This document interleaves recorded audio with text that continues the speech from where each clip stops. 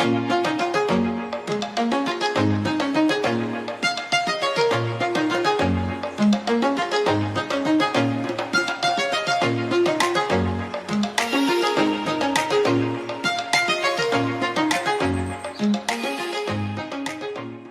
day out there. This is Demola Awoyele, and I'm welcoming you to another life-changing episode of Leaders Arise. This is that platform where we get to learn about leadership and how it affects everything that we do, whether it's ministry, whether it's career, whether it's business, or what have you.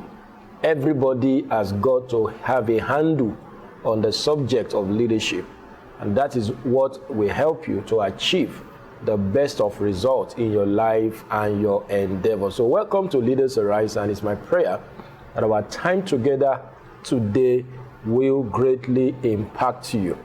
All right, so I've been looking at the subject of delegation for quite some couple of episodes now, and today I want to teach on the importance of delegation or the benefits of delegation. You may want to go back to our previous episodes to be able to understand where we are coming from, what delegation is, why delegation, the processes that delegation actually involve. All of this I have talked about at the previous episode. But today, I really want to talk about the importance, or you want to say the benefits of delegation. So I want you to get set as you'll be learning some powerful stuff here that would help you in your life and endeavor. So let's get started. The first benefit of delegation is that it preserves your health and energy. Delegation preserves your health and energy. The truth of the matter is, your energy is not unlimited. I wanted to say that your energy is unlimited, but that's not true. Your energy is not unlimited. You have limited energy. And the reason why I'm relating energy to health is because your health is a function of your energy.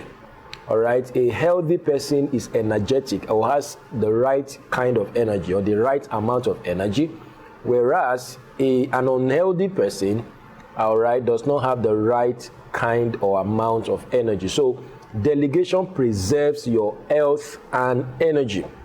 Now, how does that happen? Because in delegation, you are able to shed the loads. You are able to give work to or task to other people.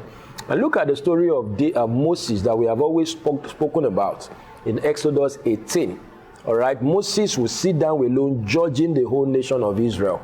Not until when his father-in-law Jethro corrected him and said the thing that you are doing is not good. I've spoken a lot about that in the previous episode, but what I'm emphasizing today is the fact that that single or simple counsel from Jethro to Moses preserved the energy and the health of Moses. Remember, the Bible will later tell us in Deuteronomy 34, I guess verse 7, that Moses, by the time he continued the leadership, he lived up to 120 years.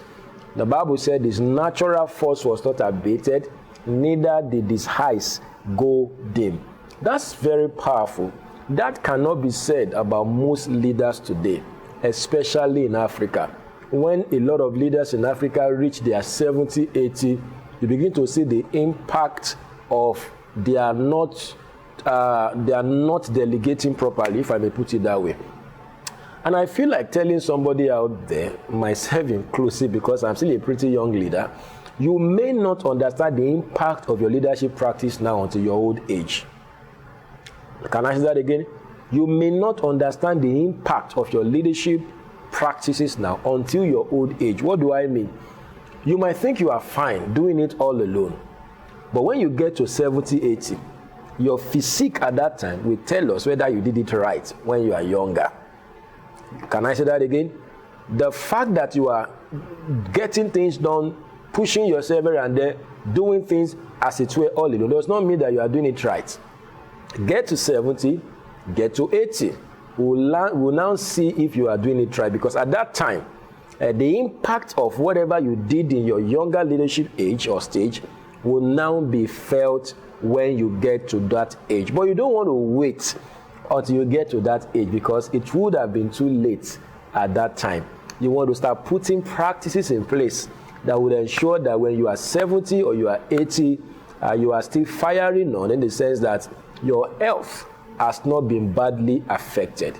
All right. So today now you see a lot of leaders whose health has been badly affected by not understanding the place and the power, or you want to say the benefits of delegation. So you want to live long, you want to live healthy, you want to remain strong, learn to delegate. Learn to delegate. So imagine Moses now having to cancel maybe 3 million people or thereabout alone from morning till night. It will weigh him down. In fact, Jethro was telling Moses in that Exodus 18, he said, with what you are doing, you will wear yourself out. And of course, we also wear the people out. Let me not even talk about the people, because that is another discussion on its own. Because when you don't delegate also, you will wear the people out, in the sense that you will bore them. All right, they become worse off. They won't be better, as it were. But let's talk about the impact of not delegating on you as a leader. You will wear yourself out. You will grow gray hair untimely.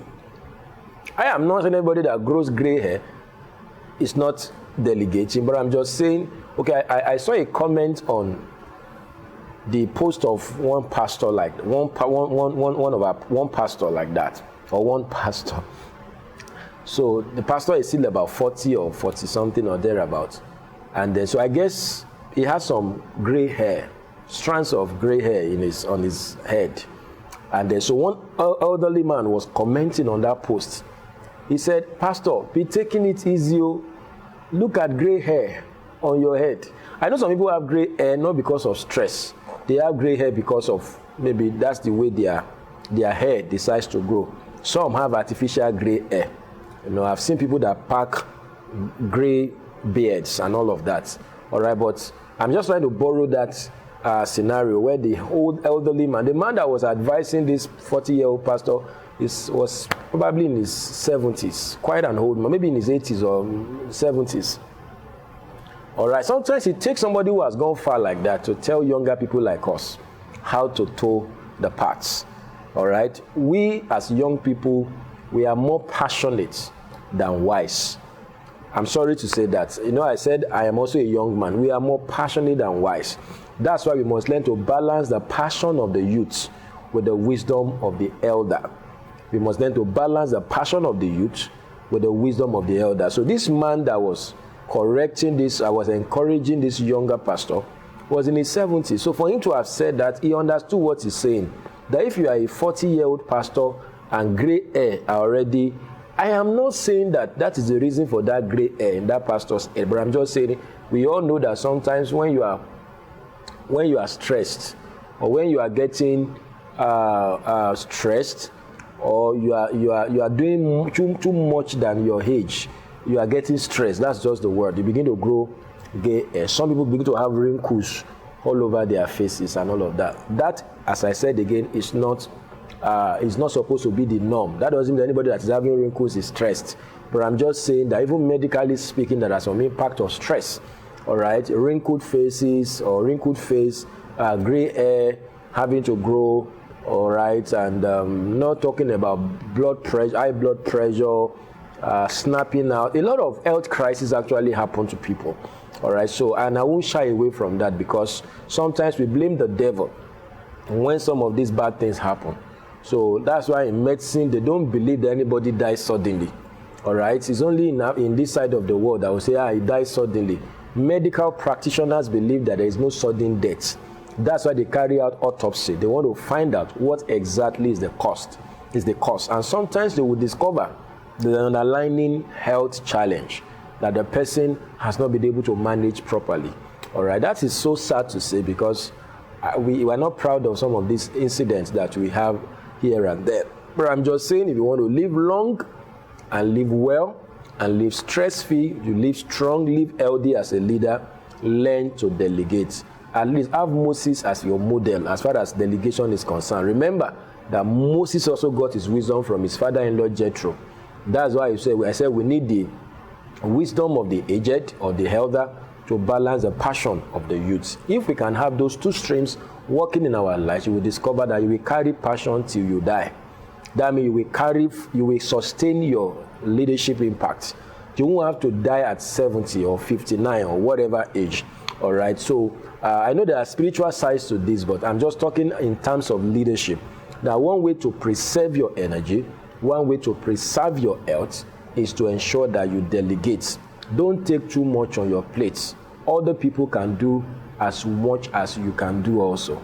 Maybe at the next episode, I will remind us of what I told you previously of why some leaders don't delegate.